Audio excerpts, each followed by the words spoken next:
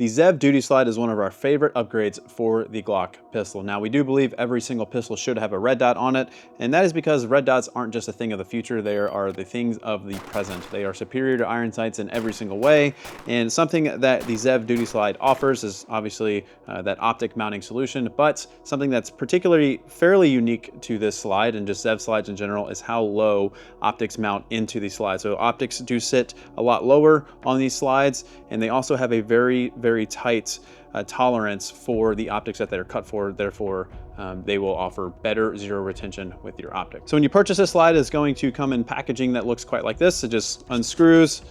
The slide will come out. It'll be wrapped in some plastic. And if you get the RMR cut ZEV Duty Slide, it will come with screws. If you get the acro cut slide, it's just going to have the slide. Now, we do offer this slide with iron sights or without. So if you are looking to have backup iron sights, obviously we recommend getting the one with iron sights, but we also offer it without iron sights. But both of those options are going to come completely stripped, as in there's no internals on the slide itself other than a channel liner for the striker. So you're going to need some OEM parts or some ZEV internal parts to complete this slide. So first thing we're going to do here is we're going to take our Glock 45 pistol, take the slide off, strip the parts out, and install them into this slide. So the parts we need out of the slide all come from the rear of it. We need the striker, there's a spring going on here, we need the end plate, we need the plunger, and the extractor itself. So in order to get all these parts out, first thing we do is take off the end plate.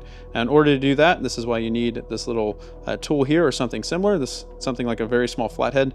We're going to stick this in here in between this metal piece and this plastic piece. You're just going to pull the piece of plastic down. So it's kind of a spring, it's got some tension.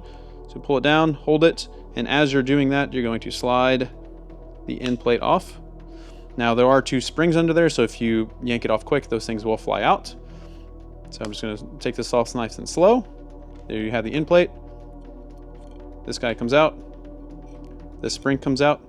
Now I will say, if this is the first time you've done this, I would just make sure you remember the orientation of this component particularly. You can put this in backwards, and that will cause malfunction. So when I take it out, I just make sure these are orientated this way, just so I remember where they come from. Now for the plunger, you're just going to push down on it. The extractor will then fall out, and then just take out the plunger. And there you have it. That's all the parts that you need to put into your ZEV slide. Now let's install them into the ZEV slide. So in order to do this, we're going to start in the going basically in reverse order. So take the plunger, you're gonna shove this guy in there, make sure it's orientated correctly. So it's only gonna fit one way. Once it's in there, then you're gonna hold the spring down while you put the extractor in. Once you let go of the spring, that'll capture the extractor. You put your striker in there, put this guy in there, and put your end plate back on. And in order to get this back on, use something. It doesn't have to be this tool, but you're going to push down your striker, and then you're going to push this down as you're pushing this up, and you're good to go. And you just need your barrel, recoil spring, and there you have it. Now that we got our slide complete, all we have to do is put the optic on and then put the slide onto our frame. So we do offer this with the acro cut, and we also offer it with a RMR cut. Now, if you have the RMR cut, it does fit a variety of optics that are RMR cut. So like the RMR, you can put the Holosun 507 comp on there, nice and snug. You can put the SRO on there, nice and snug. And you can even put the SRO with a bros mount, if you so desire, on there. Just like that. You just put your screws on. Now for the RMR mount, these screws are going to be torqued to 15 inch-pounds. And if you want to put blue Loctite on them, you definitely can. It's definitely recommended. It's not going to hurt it. Just put a little drop on each screw and then tighten them down. And then you're just going to use your torque wrench with a T10 bit and torque them down to spec. And there you have it. SRO is mounted on the RMR cut ZEV Duty Slide. And for the acro, it's just as simple. Just make sure your screw's a little loose so you can get it on there.